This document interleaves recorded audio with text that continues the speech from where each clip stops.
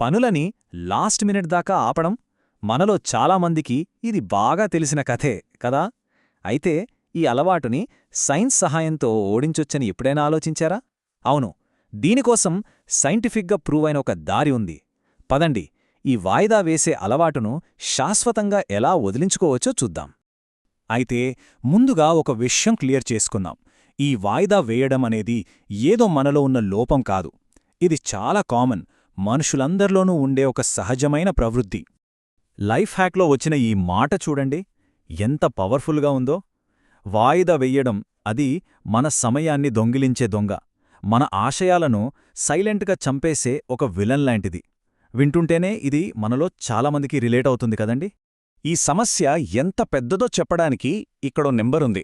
ఒక academic study ఏం చెప్తుందంటే, ఏకంగా 52% మంది స్టూడెంట్సు ఈ వాయిదా వేసే అలవాట్నుంచి బయటపడటానికి హెల్ప్ కావాలని అంటున్నారట.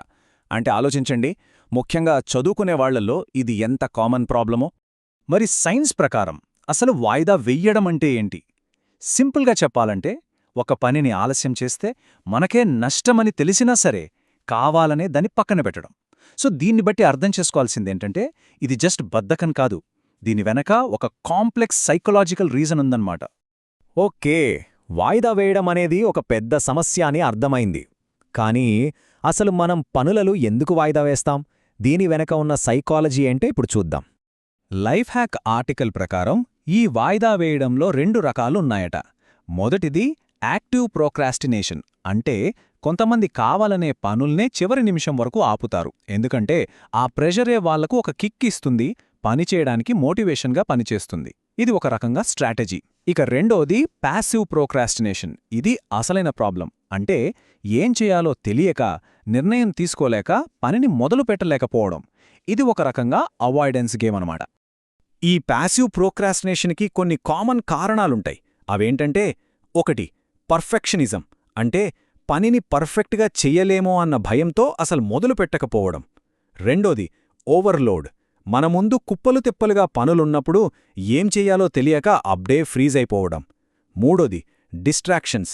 కష్టమైన పని వదిలేసి ఈజీగా ఉన్నవాటి వైపు మనసు లాగేయడం. ఇక చివరిది ఫెయిల్యూర్ భయం. ఫెయిల్ అయితామనే భయంతో అసలు ప్రయత్నించకుండానే ఆగిపోవడం.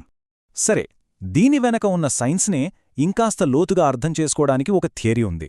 అదే టెంపోరల్ మోటివేషన్ థియరీ, షార్ట్గా టీఎంటీ. ఈ థియరీ ప్రకారం ఒక పని చేయడానికి మనకుండే మోటివేషన్ 4 విషయాలపై ఆధారపడి ఉంటుంది. 1 ఎక్స్పెక్టెన్సీ. అంటే ఈ పనిని మనం సక్సెస్ఫుల్గా పూర్తి చేయగలమన్న నమ్మకం. 2 వాల్యూ. ఆ పని పూర్తి చేస్తే వచ్చే రివార్డ్ ఎంత విలువైనది. 3 డిలే. ఆ రివార్డ్ రావడానికి ఎంత టైం పడుతుంది. ఇక 4ది ఇంపల్సివిటీ. అంటే మనల్ని పక్కదారి పట్టించే డిస్ట్రాక్షన్స్.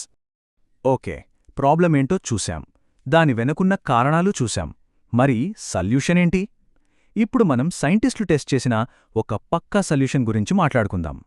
ఈ పరిష్కారం ఏదో గాలిలోంచి వచ్చింది కాదు, ఇది ఒక సాలిడ్ రీసెర్చ్ మీద ఆధారపడి ఉంది. కాగ్నిటివ్ బిహేవియర్ థెరపీ అనే ఒక ఫేమస్ జర్నల్లో పబ్లిష్ అయిన ఒక స్టడీ స్టూడెంట్స్లో ఉండే ఈ వాయిదా వేసే అలవాటుకి ఆన్లైన్ థెరపీ ఎంతవరకు పనిచేస్తుందో టెస్ట్ చేసింది. ఆ స్టడీ యొక్క మెయిన్ గోల్ ఏంటంటే, కేవలం 4 వారాల్లో అందరికీ అందుబాటులో ఉండే ఒక ఆన్లైన్ కాగ్నిటివ్ బిహేవియరల్ థెరపీ అంటే సీబీటీ ప్రోగ్రామ్ ఈ వాయిదా వేసే అలవాటును నిజంగా తగ్గించగలదా లేదా అని టెస్ట్ చేయడం. అసలు ఈ 4 వారాల సీబీటీ ప్లాన్ ఎంత సిస్టమాటిక్గా ఉందో చూడండి, చాలా ఇంట్రెస్టింగ్గా ఉంటుంది. ఇది స్టెప్ బై స్టెప్ ప్రాసెస్ అన్నమాట. ఫస్ట్ వీక్లో మనం ఇంతకు ముందు చెప్పుకున్న టీఎంటీ ఈక్వేషన్ని అర్థం చేసుకోవడంపై ఫోకస్ చేస్తారు. సెకండ్ వీక్లో స్మార్ట్ గోల్స్ ఎలా సెట్ చేసుకోవాలి, రివార్డ్స్ని ఎలా మేనేజ్ చేసుకోవాలి అని నేర్పిస్తారు. థర్డ్ వీక్లో డిస్ట్రాక్షన్స్ లేకుండా చూసుకోవడం, ఎనర్జీ లెవెల్స్ని కాపాడుకోవడం గురించి ఉంటుంది. ఇక ఫైనల్గా ఫోర్త్ వీక్లో నెగటివ్ ఆలోచనల్ని ఎలా హ్యాండిల్ చేయాలి, మళ్లీ పాత అలవాట్లోకి జారిపోకుండా ఎలా ఉండాలి అనే దానిపై ట్రైనింగ్ ఇస్తారు. చూసారా, ఇదొక కంప్లీట్ ప్యాకేజ్. సరే, థియరీ చూసాం, ప్లాన్ చూసాం. ఇప్పుడు అసలైన విషయానికి వద్దాం. ఈ టెస్ట్ రిజల్ట్స్ ఎలా వచ్చాయి? Let's see. ఈ స్టడీలో మొత్తం 71 మంది యూనివర్సిటీ స్టూడెంట్స్ పాల్గొన్నారు. వాళ్లనే 2 గ్రూపులుగా విడదీశారు. ఒక గ్రూప్కి ఈ 4 వారాల ఆన్లైన్ సీబీటీ ట్రీట్మెంట్ ఇచ్చారు. రెండో గ్రూప్ని కంట్రోల్ గ్రూప్గా ఉంచి వాళ్లకు ఎలాంటి ట్రీట్మెంట్ ఇవ్వలేదు. రిజల్ట్స్ అయితే అద్భుతమని చెప్పాలి. ఈ బార్ చార్ట్ చూస్తే క్లియర్గా అర్థమవుతుంది. కంట్రోల్ గ్రూప్లో అంటే ఏ ట్రీట్మెంట్ తీసుకొని వాళ్లలో పెద్దగా మార్పేం లేదు. కానీ ఈ సీబీటీ ప్రోగ్రాంలో పాల్గొన్న వాళ్లలో మాత్రం వాయిదా వేసే అలవాటు చాలా అంటే చాలా తగ్గింది. ఈ సక్సెస్ని నంబర్స్లో చెప్పాలంటే దీని ఎఫెక్ట్ సైజ్ అంటే కోహెన్స్ డి 1.09 ఉంది. సైంటిఫిక్ టర్మ్స్లో చెప్పాలంటే ఇది చాలా పెద్ద ఎఫెక్ట్. అంటే ఈ థెరపీ ఏదో చిన్న చిన్న మార్పులు కాదు, చాలా పెద్ద మీనింగ్ఫుల్ మార్పును తీసుకొచ్చిందని అర్థం. అసలు ఈ థెరపీ ఎందుకు ఇంత బాగా పనిచేసింది? ఎందుకంటే ఇది మనం ఇంతకుముందు చెప్పుకున్న టీఎంటీ థియరీలోని కరెక్ట్ పాయింట్స్ని టార్గెట్ చేసింది. ముఖ్యంగా ఇది పనుల యొక్క వాల్యూని పెంచింది. అంటే ఆ పనులు చేయడం వల్ల వచ్చే రివార్డ్ గొప్పగా అనిపించేలా చేసింది. అలాగే ఇంపల్సివిటీని తగ్గించింది. అంటే మనల్ని పక్కదారి పట్టించే డిస్ట్రాక్షన్స్ మీద కంట్రోల్ పెంచింది.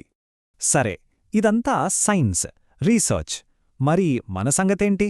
ఈ సైన్స్ నుంచి మనం నేర్చుకుని మన డైలీ లైఫ్లో వాడుకోగల కొన్ని ప్రాక్టికల్ టిప్స్ ఇప్పుడు చూద్దాం. ఇదిగోండి procrastination toolkit. Step 1, chunk it up. అంటే పెద్దగా భయపెట్టేలా ఉన్న పనుల్ని చిన్న చిన్న ముక్కలుగా విడగొట్టండి. Step 2, set sharp goals. ఈరోజు చదువుతా అని కాకుండా ఈరోజు ఈ చాప్టర్లోని మొదటి 2 పేజీలు పూర్తి చేస్తా అని క్లియర్గా గోల్ పెట్టుకోండి. Step 3, time box. Popular pomodoro technique లాగా 25 నిమిషాలు ఫుల్ ఫోకస్తో పనిచేయండి, తర్వాత బ్రేక్ తీసుకోండి. ఇక స్టెప్ 4, ఫైండ్ యోర్ వై. అంటే చేసే పనికి జీవితంలోని పెద్ద లక్ష్యాలకి ఒక కనెక్షన్ పెట్టుకోండి. అప్పుడు మోటివేషన్ వస్తుంది. ఇక్కడ గుర్తుపెట్టుకోవాల్సిన విషయమేంటంటే ఇవేవో సింపుల్ ట్రిక్స్ కాదు.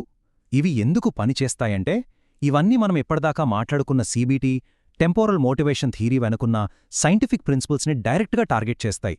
అందుకే ఇవి ఎఫెక్టివ్. చివరగా ఒక ప్రశ్న. ఇప్పుడికిప్పుడు చాలా కాలంగా వాయిదా వేస్తున్న ఒక పనిలో తీసుకోగల అతి చిన్న మొదటి అడుగు ఏంటి? జస్ట్ ఆలోచించండి. ఆ ఒక్క చిన్న అడుగే ఒక పెద్ద మార్పుకు నాంది కావచ్చు.